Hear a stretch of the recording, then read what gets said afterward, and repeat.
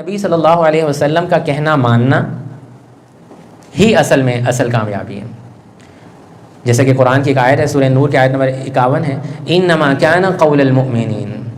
مومنوں کی کیا بات کرتے ہو، اللہ تعالیٰ کہتا ہے وہ دیکھو وہ کیا چیز ہے، اذا دعوا الی اللہ ورسولہ لیحکم بینہم، جب اللہ اور اس کے رسول کی کوئی بات ان کو سنائی جاتی ہے نا، ٹھیک ہے وہ کچھ بھی کر رہے ہوتے ہیں، اب بھول چوک کے کوئی گناہ بھی کر رہے ہوتے ہیں، لیکن جب اللہ اور اس کے رسول کی کوئی بات ان کو بتا دی جاتی ہے، ان یقولوا سمعنا واطعنا، تو وہ کیا کہتے ہیں کہ ہم نے سن لیا اور ہم نے اس کو مان لیا. کیا ہوا تھا جب شراب کا حکم آیا تھا؟ شراب جب منع ہوئی تو اس کو کیا، جب حکم آیا تو کیا عالم تھا کہ مدینہ کی گلیوں کے اندر شراب بہا دی تھی، کسی نے ایک قطرہ بھی نہیں پیا تھا، یہ نہیں کہا تھا کہ مجھے عادت پڑی ہوئی ہے نا میں چھوڑ نہیں سکتا، جیسے آج کل لوگ سگریٹ کے بارے میں ان چیزوں کے بارے میں کہتے ہیں نہیں یہ نہیں چھوٹ سکتے، لیکن جیسے ڈاکٹر منع کرتے ہیں کہ اب تو آپ کا ہارٹ کا آپریشن ہو گیا ہے، کیونکہ رات گزری ہوتی ہے بڑی خطرناک، آپریشن تھیٹر میں ہیں، صبح اٹھتے ہیں ڈاکٹر کہتے ہیں کہ آج کے بعد آپ نے سگریٹ نہیں پینا، اس دن کے بعد نہیں لوگ پھر سگریٹ پیتے، لیکن اس سے پہلے یہی بہانے لگاتے رہتے ہیں کہ وہ مجھے اصل میں عادت پڑ گئی ہے نا ابھی میں چھوڑ نہیں سکتا. تو یہ بتایا جا رہا ہے کہ مومنین کے بارے میں تم کیا پوچھتے ہو، انما کان قول المؤمنین، مومنین کے بارے میں کیا تم کہتے ہو، وہ تو وہ ہوتے ہیں کہ جب ان کو اللہ اور اس کے رسول کا حکم سنا دیا جاتا ہے تو وہ کہتے ہیں یقولوا سمعنا واطعنا واولئک هم المفلحون، یہ لوگ پھر کامیاب ہوتے ہیں، کامیابی کی طرف یہ لوگ جاتے ہیں، فلاح کی طرف یہ لوگ جاتے ہیں جن کو جب اللہ اور اس کے رسول کا کوئی حکم آ جاتا ہے کہ یہ چیز اسلام میں منع ہے، یہ چیز حلال ہے، یہ چیز حرام ہے، تو فوراً اس چیز، جب تک نہیں پتہ ہوتا تب تک کی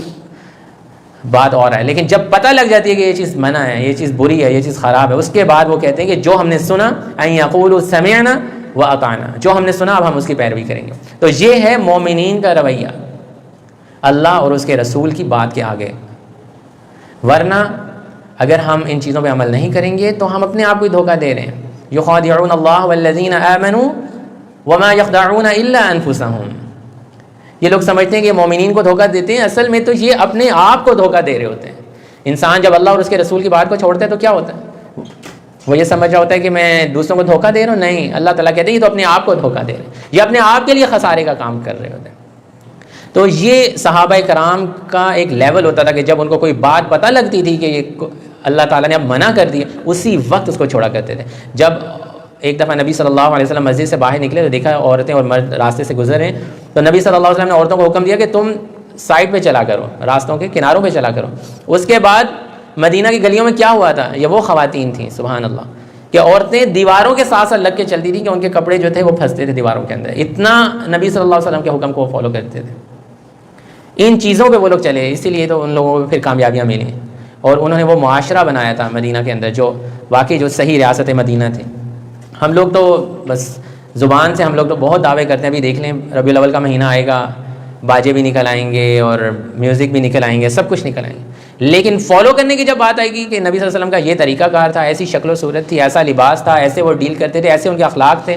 جب اخلاق کی بات کریں کہ آپ اپنے اخلاق کو ایسا بنا لیں، اس دن ہم کہتے ہیں نہیں یہ نہیں ہو سکتا، مجھے تو بڑی پرانی غصے کی عادت ہے وہ نہیں جا سکتی،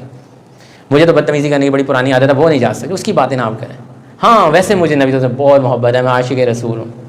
اللہ کے نبی صلی اللہ علیہ وسلم اخلاق ہی تو سکھانے کے لیے آئے تھے، ان کے اخلاق ہی تھے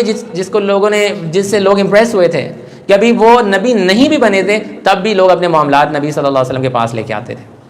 حجر اسود کا بھی جو واقعہ ہوا تھا کہ جب خانہ کعبہ آپ کو پتہ ہے سیلاب آیا تھا، اس کی دیواریں خراب ہو گئی تھیں، دوبارہ تعمیر ہوئی، تو جب حجر اسود کو نصب کرنا تھا، ابھی نبی صلی اللہ علیہ وسلم نبی نہیں بنے تھے،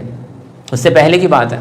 تو لوگوں نے کہا کہ جو صبح کے وقت سب سے پہلا شخص آئے گا اس سے ہم حجر اسود جو ہے وہ نصب کروائیں گے. تو پھر آخر میں یہ ڈیسائیڈ ہوا کہ نبی صلی اللہ علیہ وسلم اس کو نصب کریں گے. حالانکہ بہت زیادہ قبیلوں کے جو سردار تھے اس چیز پہ لڑ جھگڑ رہے تھے کہ ہم نہیں کرنا، اور پھر نبی صلی اللہ علیہ وسلم نے ایک بہت اچھا وے آؤٹ نکالا کہ ایک چادر میں رکھ دیا اور اس چادر کے سارے کناروں کو ایک ایک قبیلے کے سردار نے پکڑ لیا، اور پھر بعد میں نبی صلی اللہ علیہ وسلم نے اس کو نصب کیا. تو یعنی کہ جب وہ اخلاق اتنا ان کا زبردست تھا کہ ابھی وہ نبی نہیں بھی بنے تھے تو تب بھی لوگ کہتے تھے کہ ان سے اچھے اخلاق والا شخص کوئی نہیں ہے. تو یہ چیزیں نبی صلی اللہ علیہ وسلم ہمیں سکھا کے گئے ہیں، لیکن افسوس یہ ہے کہ ہم نے ان کی اتباع کو دور چھوڑ دیا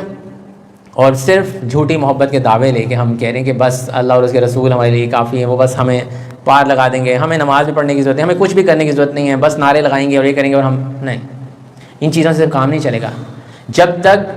ہم نبی صلی اللہ علیہ وسلم کے طریقے کو صحیح طرح اپنائیں گے نہیں. میں نے آپ کے سامنے بہت ساری قوموں کی مثالیں بھی پہلے رکھی، ابھی بھی جو فرسٹ ورلڈ کنٹریز ہیں ان میں جو کامیابی کی ابھی بھی جو چیزیں اور ویلیوز ہیں وہ تمام وہی ہیں جو نبی صلی اللہ علیہ وسلم نے بتائیں، اور ناکامی کی جو ان کے اندر چیزیں وہ بھی میں نے آپ کو بتائیں کہ وہ تمام وہی ہیں جو اللہ کے نبی صلی اللہ علیہ وسلم نے جن سے ہمیں منع فرمایا ہے۔ تو اللہ تعالیٰ سے دعا ہے کہ اللہ سبحانہ و تعالیٰ ہمیں صحیح نبی صلی اللہ علیہ وسلم کی اتباع کرنے والا بنائے۔